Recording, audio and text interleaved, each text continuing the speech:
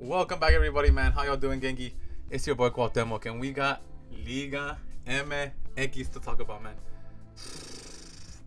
As a neutral, amazing. As an America fan, couldn't be any sadder, Gengi. America loses 2-1. Let's start right there. America loses 2-1, and I know that's America wins 2-1, but they lose on aggregate 3-2. America played amazing.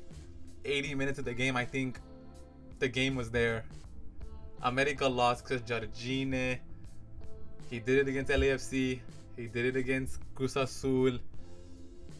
He does it again today. Or, sorry, should I say, this two-legged tie.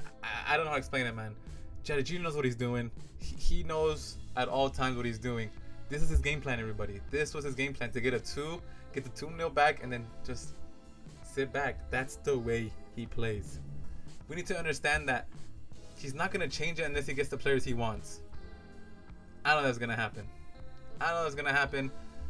Monterrey did nothing. I think nothing out the whole game to beat us. That's respectfully to them. They did nothing out the whole game to beat us. But kudos to them, man. It takes one cross to get the game-winning goal. It is what it is. That's football.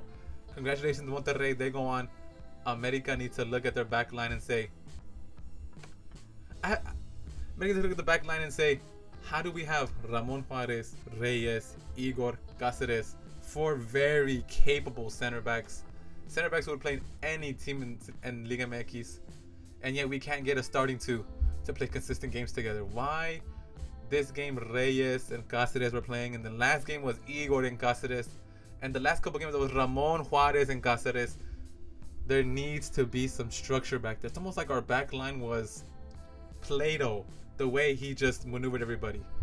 Right back, Kevin Alvarez needs to either get a lot better or he needs to get out the club. I don't like hating on players. I'm not going to hate on him. He clearly does his best. Maybe his best is not good enough for America. It is what it is. It is what it is. And one of the forwards have to go. Aguirre, Zúñiga, Henry Martin. One of them have to go. That's just how it looks right now. From what happened on Saturday to today, that's how it looks like. Right back, center back, and then that CDM position. That CDM position that has been needed since the beginning of this tournament. It is what it is, guys. America lose. Monterrey. Monterrey will now play Toluca. Toluca, who tied 2-1 in the first leg. Who won 2-1 in the first leg, ties 0-0 in the second leg. And Juarez, under Martin Varini, ends a very good season. Let's start there. A very good season for them. And Toluca are favorites to win the tournament again. They're favorites to win, but Toluca did look a bit vulnerable. Not vulnerable in the sense that they're in danger of getting eliminated, but vulnerable in the sense of if it looked like if they played a better team, things can get chippy. Things can get chippy for Toluca. But Turco Mohamed, man. Turco Mohamed is, if not top 5 coaches, top 3 coaches in liguillas, period. He doesn't lose in liguillas. It's crazy to say that. El Turco Mohamed, whether you think Turco is going to do bad, El Turco Mohamed, as a great coach as the great coach as he is, will pull something out of the hat and will get Toluca out of it. That's why I'm saying Toluca have the advantage of having the best coach in Liga MX right now. Even if they're not playing good, they have El Turco to back on it. Monterrey versus Toluca is going to be a great game, and I think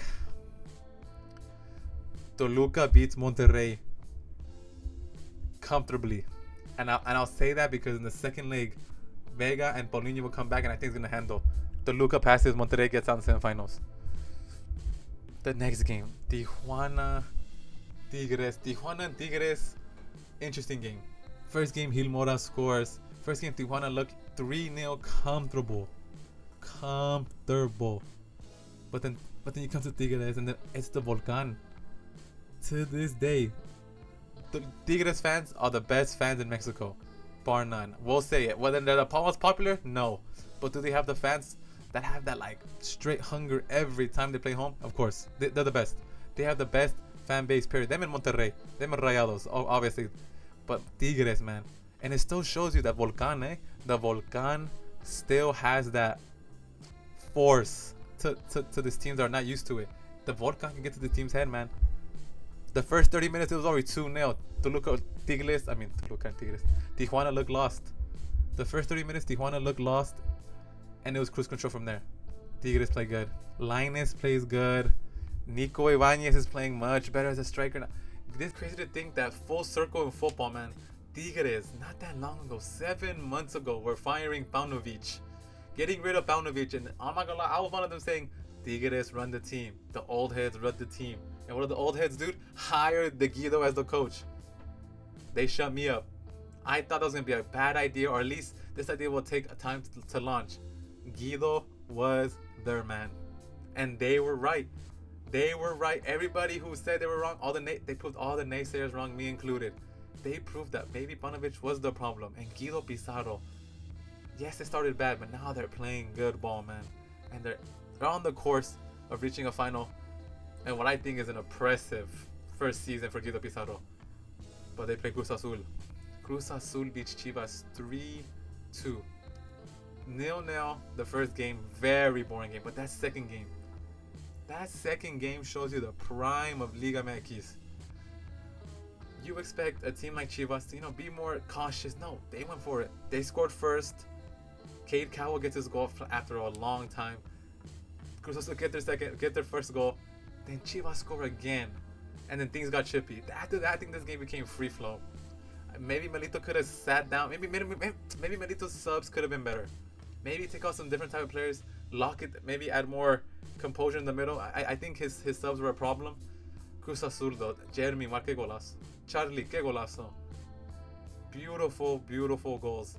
And the interesting part of this Cruz Azul team is, back in the day, you look at these games and you think, Cruz Azul is gonna do it again. Cruz Azul is gonna choke again, and I feel like this narrative is slowly but surely going away, or maybe not going away, but surely it's becoming much more of a nuanced thing to say, because Cruz Azul with this team, the reason I think they're becoming better in these type of situations, they have Paradela, Fernandez, Sepulveda, Lira, Faravelli, Rivero, Lira, Piovi, Charlie Rodriguez. These players have been in these situations time and time again. This is why Cruz Azul is becoming better in these situations. And honestly, if you're a Cruz Azul fan, you should look at this Larcamón project and go, okay, we made a semifinals. We can go to a final, but if we don't, there's stuff to work on, because these players are getting better in these situations, and Cruz Azul has the money to get more and more players. If Larcamón plays right against Tigres, they can see themselves in a better position. And Chivas. They celebrated the sixth place. They're happy the team got the Liguilla after a year. What can you expect from them? And that's the honest truth. Cruz Azul, I said at the beginning, this is an even tie, but Cruz Azul are favorites just because they have that history and these type of games in recent history. They do. Chivas have played a game in Liguilla in about a year? Of course Cruz Azul had that advantage, and it showed on the field. Does that mean Chivas did they do bad? No. I think the difference between America and Chivas is that Chivas can see this and look, okay, there's a project, there's something we can build on. It's not a fracaso total because they were never title contenders. I think that's the difference between this elimination. America sees it as a total fracaso because they are always supposed to win the title. It is what it is. And Chivas can see it as a room for improvement tournament. And that is true. And that's just the way it is. This whole talk that Chivas were max the main favorites is ridiculous. And that showed against Cruz Azul. Nothing against Chivas. They had a great tournament, but Cruz Azul showed that they were better. Now Cruz Azul played Tigres. I have Tigres winning that tie only because I think they become better in form and they have more goal. Tienen más gol. Their team looks like they can score every single time. Cruz Azul versus Tigres is the semifinals. A semifinal that I think is gonna have a lot of goals. This semifinals you can expect a lot of goals. 2 last minute emotions. I'm calling it right now. There's gonna be a goal in the last 5 minutes in one of these games.